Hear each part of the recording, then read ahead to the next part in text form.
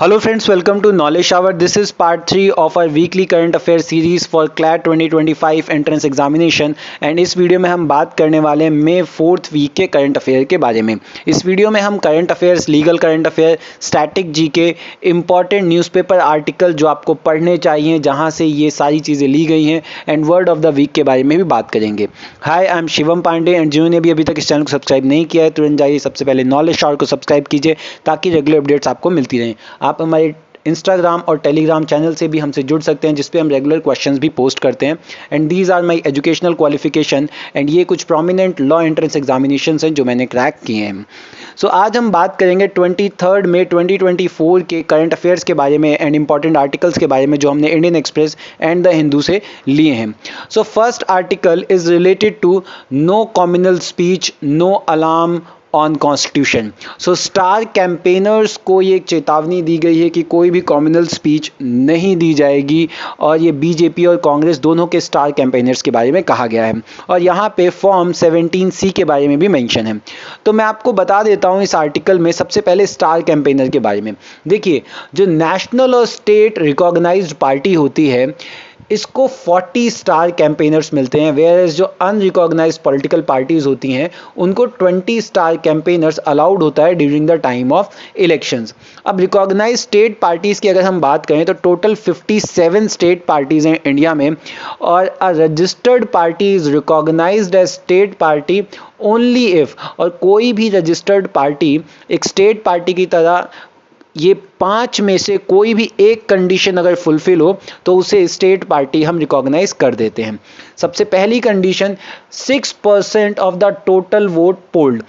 State में elections हुए हैं उसमें कम से कम 6% वोट होना चाहिए प्लस स्टेट लेजिस्लेटिव असेंबली में 2 सीट्स आप कम से कम जीते हों उस पर्टिकुलर स्टेट में, तब आपको उस स्टेट की रिकॉग्नाइज पार्टी मान लिया जाएगा। या फिर आपने 6% वैलिड वोट आपको मिले हों लोकसभा इलेक्शंस में और कम से कम आपने एक सीट जीती हो, या तो 6% vote plus 1 seat in Lok Sabha and या फिर 6% vote plus 2 seats in Vidhan Sabha, that is state elections, और या फिर आपने कम से कम 3% सीट्स जीती हो उस पर्टिकुलर स्टेट में।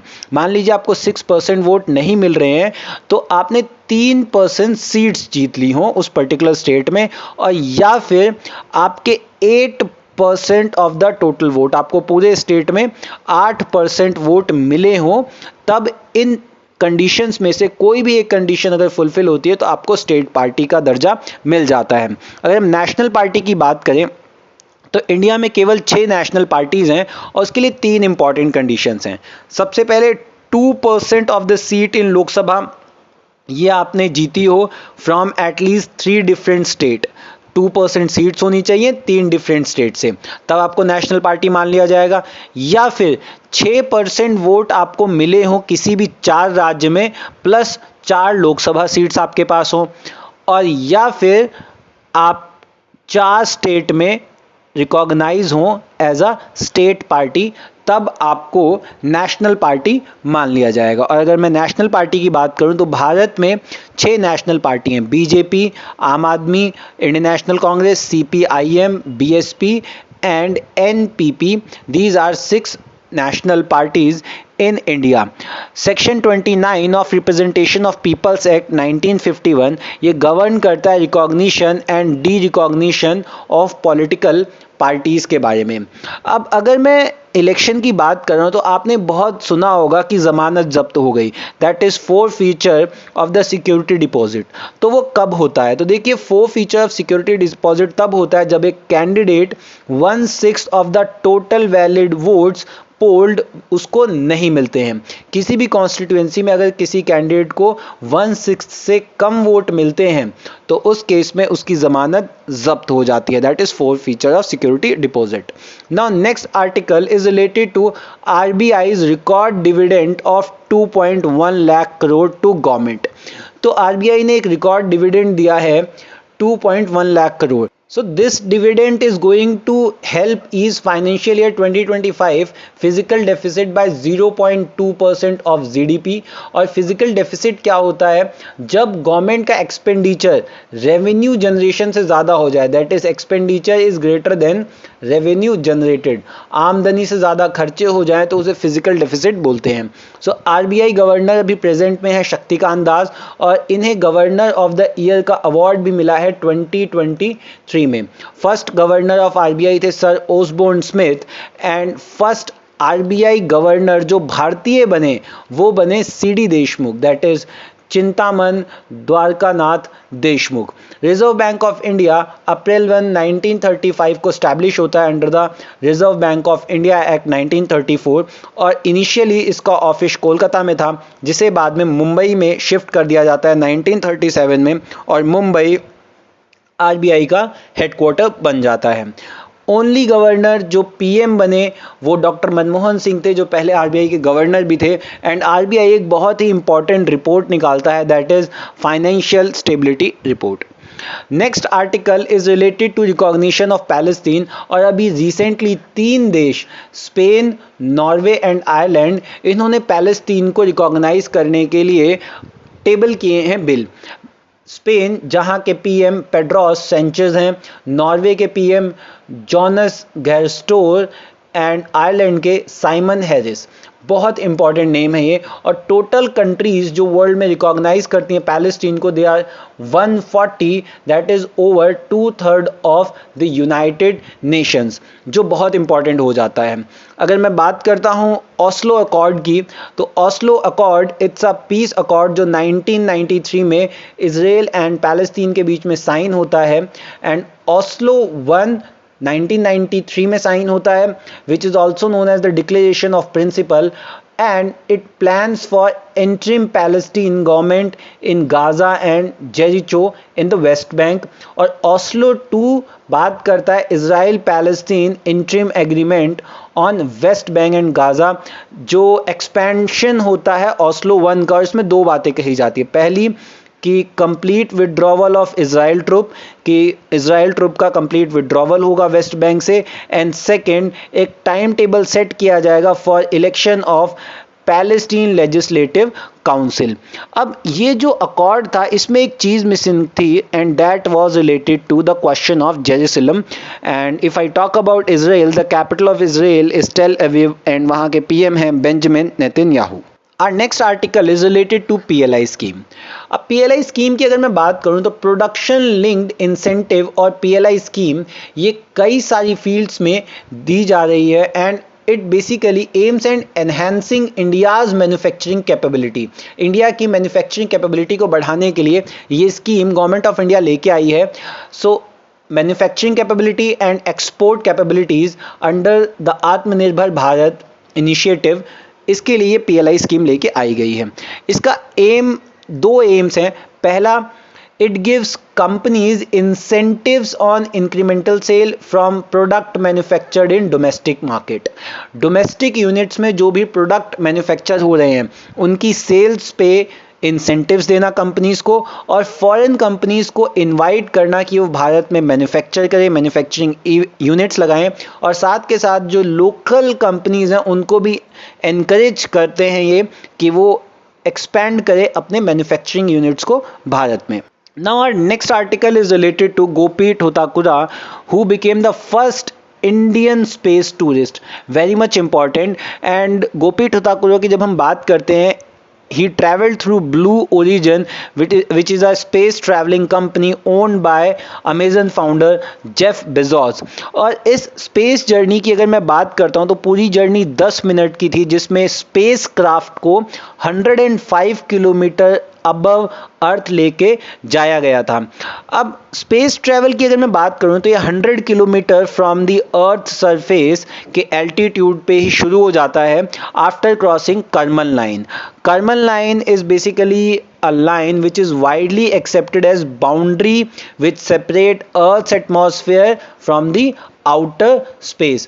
करमन लाइन ये अर्थ के एटमॉस्फेयर को फ्रॉम आउटर स्पेस से सेपरेट करता है, और इस लाइन को वाइडली वर्ल्ड में डिवाइडिंग लाइन या बाउंड्री माना जाता है। इस लाइन के नीचे जो भी स्पेसक्राफ्ट ट्रैवल करते हैं उन्हें एयरक्राफ्ट कहते हैं, और इस लाइन के ऊपर जो भी ट्रैवल करते हैं, क्रॉस कर देते हैं, उसे स्पेसक्राफ्ट कहा जाता है।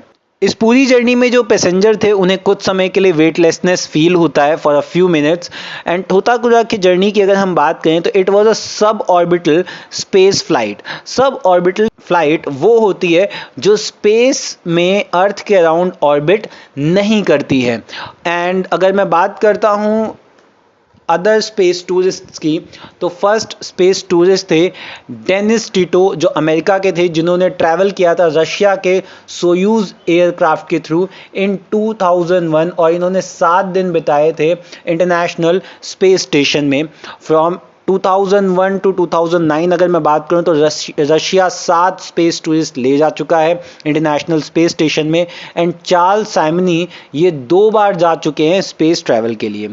आइजैक मैन एंड हिज 3 को पैसेंजर ये पहले व्यक्ति हैं जिन्होंने 3 दिन तक अर्थ को सर्कल किया था, and first set of people to orbit the earth without the help of professional astronaut. बहुत इंपॉर्टेंट हो जाता है ये नाम।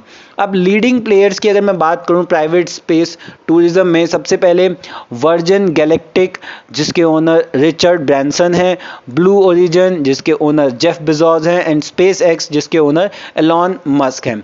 इंटरनेशनल स्पेस स्टेशन की अगर मैं बात करता हूं तो international space station 400 kilometre above the earth है, एंड द मेन कंस्ट्रक्शन इसका जो कंप्लीट होता है 1998 से 2011 के बीच में कंप्लीट होता है।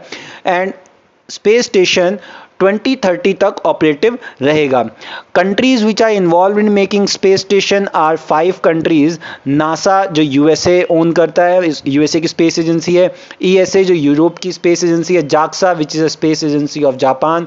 रॉस्कोमॉस which is a space agency of Russia, and CSA that is Canada space agency जो कनाडा की स्पेस एजेंसी है। चाइना ने अपना एक स्पेस स्टेशन खुद का लॉन्च किया है, the name is Tiangong, in 2022। And Europe भी अपना स्पेस स्टेशन अलग से लॉन्च करने वाला है after 2030, that is Starlab. First person जो स्पेस में गए थे वो थे Yuri Gagarin, and first person जो मून पे गए हैं वो है नील आर्मस्ट्रॉन्ग। फर्स्ट वुमेन जो स्पेस में गई हैं उनका नाम है वेलेंशिया टेरेश्कोवा। और अगर मैं इंडिया की बात करूं तो इंडिया का भी अपना एक स्पेस स्टेशन होने वाला है जिसको हम भारतीय स्पेस स्टेशन कहेंगे, और 2035 तक इंडिया ने कहा है कि वो अपना स्पेस स्टेशन स्पेस में भेज देंगे। इसरो के चेयरमैन की अगर मैं बात करूं तो S Somnath is the chairman of ISRO, और इंडिया ने अभी रिसेंटली अपना पहला रीयूजेबल लॉन्च व्हीकल बनाया है जिसका नाम है Pushpak. Now coming to our next article which is related to Cambodia, Myanmar and Laos, they emerge as hub of organised financial crimes. तो अगर मैं इन तीनों देश की बात करूं तो हमारे लिए यहाँ पे इंपॉर्टेंट है कंबोडिया के head of the state that is king कौन है, तो वहाँ के किंग है नोरोडोम शिहामनी। करेंसी है कंबोडिया की Cambodian riel, and capital is Phnom Penh. उसके बाद म्यांमार की हम जब बात करते हैं तो म्यांमार के प्रेसिडेंट हैं मिंट स्वी, यहाँ की करेंसी है Myanmar kyat, and the capital is Naypyidaw. Now Laos की जब हम बात करते हैं प्रेसिडेंट हैं Thongloun, currency is Laotian kip, and capital is Vientiane. So that's very much important आपके एग्जामिनेशन पॉइंट ऑफ व्यू से। नाउ एक इंपॉर्टेंट न्यूज़ आती है, जर्मन लव स्टोरी कायरो, इसको इंटरनेशनल बुकर्स प्राइज मिल जाता है। सो बुकर्स प्राइज की जब हम बात करते हैं, जिसे बुकर्स प्राइज फॉर फिक्शन 1969 से 2001 तक कहा जाता था, और बाद में जिसे मैन बुकर प्राइज भी कहा गया 2002 से 2019 तक, और जिसे अब बुकर प्राइज कहा जाता है। It's a prestigious literary award जो इंग्लिश लैंग्वेज में फिक्शन राइटिंग के लिए मिलता है, विच वॉज पब्लिश्ड या is published in United kingdom और आयरलैंड। ये अवार्ड स्टार्ट किया जाता है 1969 में, और 2024 के विनर की मैं बात करूं तो जेनी अर्पेनबेक जो एक जर्मन राइटर हैं उनको, एंड माइकल हॉफमैन जिन्होंने इसको ट्रांसलेट किया है इंग्लिश में, उनको for the story of Cairo ये अवार्ड दिया जाता है। ओनली इंडियन जिनको ये अवार्ड दिया गया है वो है अरविंद अडिग, जिनको 2008 में ये अवार्ड मिलता है। इसी से रिलेटेड एक अवार्ड है Pulitzer Prize, which is the highest national honour of United State, जो स्टैब्लिश होता है 1917 में। एंड ये print media, literary achievement and musical composition के 21 कैटेगरी में ये अवार्ड दिया जाता है, और ये अवार्ड जोसेफ पुलित्जर के नाम पे रखा गया है। This award is very much important because this is the story of a young women destructive affair with an old man, very important.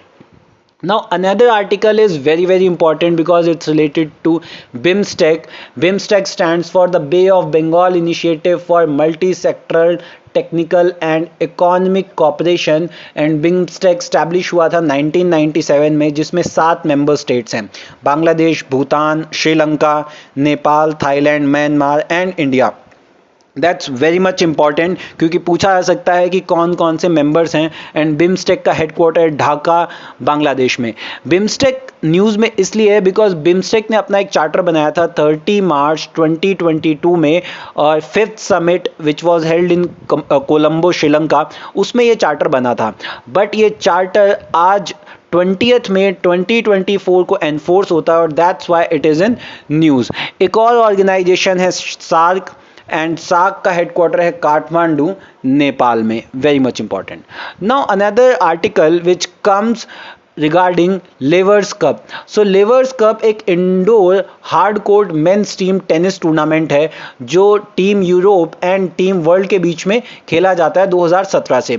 यहाँ पर जो वर्ल्ड टीम है उसके कैप्टन बनाए गए हैं एंड्रे अगासी, जो 8 बार ग्रैंड स्लैम जीत गए हैं और वर्ल्ड नंबर 1 भी रह चुके हैं टेनिस में।